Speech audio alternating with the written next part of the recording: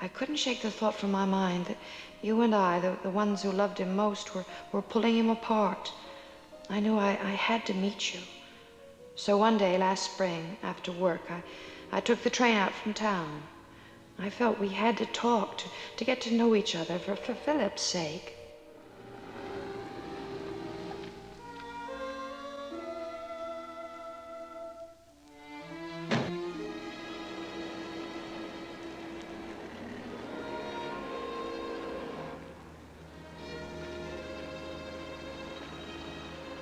Mrs. Pryor?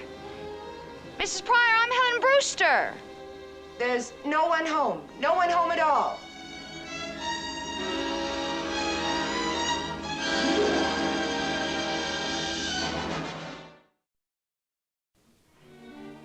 I felt so frustrated, so ashamed to think that you wouldn't even see me. I thought I could never tell Philip, but that Wednesday when we had dinner together. And the reason I think it's going to be good is because you never really know until the last sentence in the manuscript that he's going to go back to his wife. Sounds like one of those sudden endings. They always leave me dangling somehow. Something's wrong, Helen. And I don't know exactly what it is. Well, we were just talking about a book. I just don't think I'd like it, that's all. No, before the book. All evening. Don't you feel well? Oh, of course I feel well. All right, darling, we'll forget it, huh? Oh, maybe this'll make you feel better. Mother sent it. Your mother? Mm-hmm. I think she felt a little sorry for you. I told her that you were struggling through war and peace. David Copperfield. Mother loves Dickens. That's one of her favorites. She wanted you to have it. Philip, I just don't understand. Well, what's there to understand? She just sent you a book. I know, but... Philip, I wasn't going to tell you this, but Monday after work, you stayed in town to have dinner with Mr. Pearson, remember? Mm-hmm.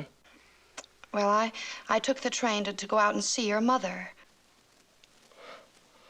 Oh, well, that was a nice thing to do. But she didn't tell me about it. Because she didn't see me. That is, she wouldn't see me. She wouldn't?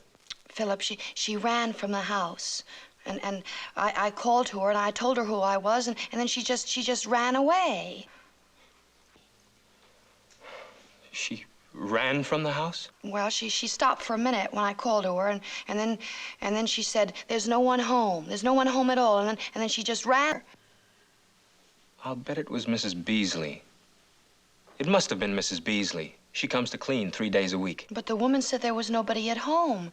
If your mother can't walk without support, how could she... Wait a minute. You said this was Monday. Yes, this past Monday. Well, that explains it.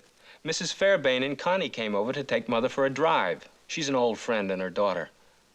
Connie can manage Mother almost as well as I can. I'm sorry, darling. After that long train ride. You're sure she wasn't home? She really wasn't home on Monday? I just told you. Here.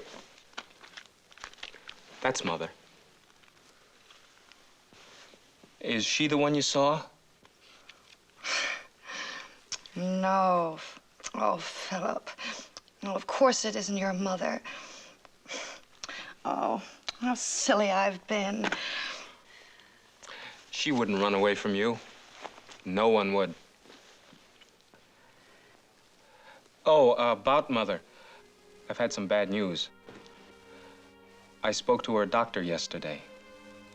He told me her heart isn't so good.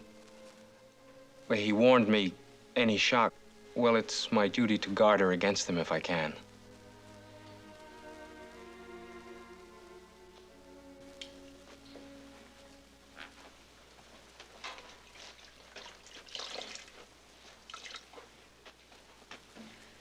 Oh, I don't know what makes this a holiday. I never worked this hard at the office. It's a change. It's supposed to be diverting. Oh, Keen. Helen, this is a furnished apartment. Save your energies for when you take over the Pryor mansion. The thoughts never crossed your mind? Well, I never thought of taking over, if that's what you mean. All right, marrying Philip, then. Well, of course I think of it, but... But hooey. Listen, there's a trite old expression that fits like a you-know-what. You're not getting any younger. Well, do you know anybody that is? All right, I'm not getting any younger either. But at least I'm playing the field, keeping the old eye peeled for somebody really eligible. Well, Philip's really eligible. It's just that he... It's just that he's all his mother's got. Listen, I'm all for mothers, but there's a special breed of women with only sons that lingers on for years. If I were you, I'd give that a little thought. I've given it a lot of thought. But I just don't know what to do. Lay it on the line. You get married right away, or farewell, Philip. It's just no good anymore, Philip.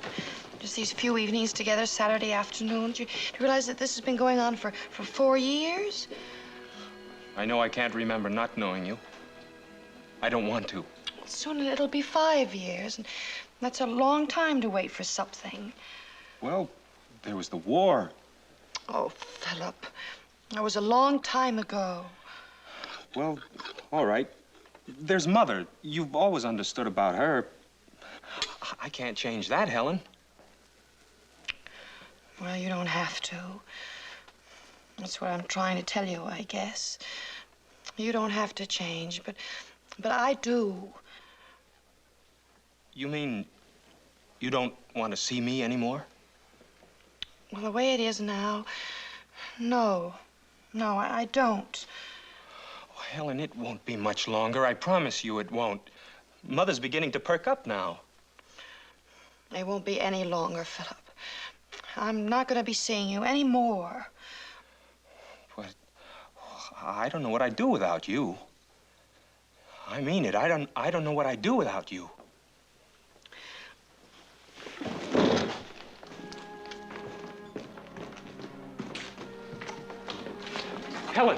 Helen!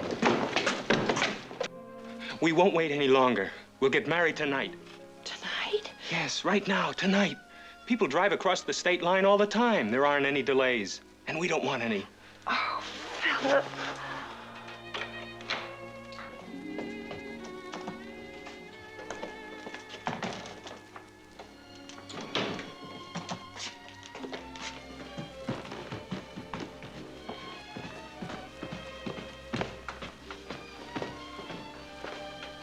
Mother's room. She's sure to be sleeping. I don't think we ought to bother her tonight. Unless, of course, you insist, darling. After all, you're the boss now. No, tomorrow will be fine. We'll tell her tomorrow.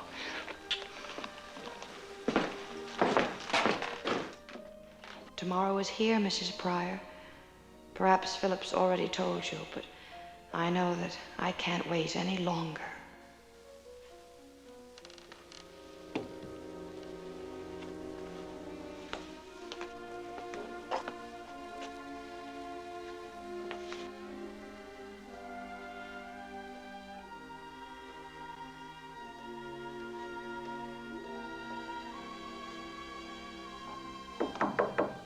Mrs. Pryor? Mrs. Pryor?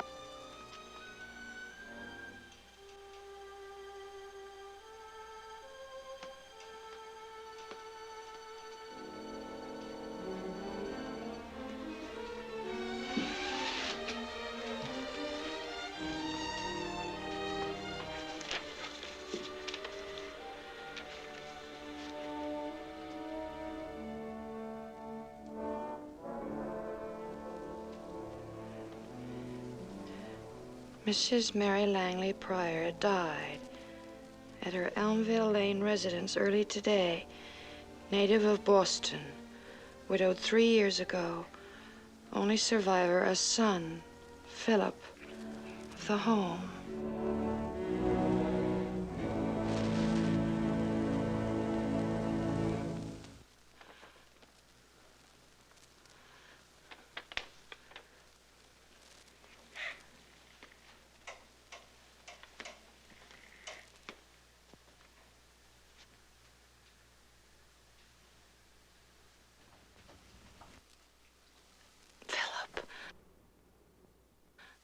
Philip, I don't understand. She's been dead for 7 years.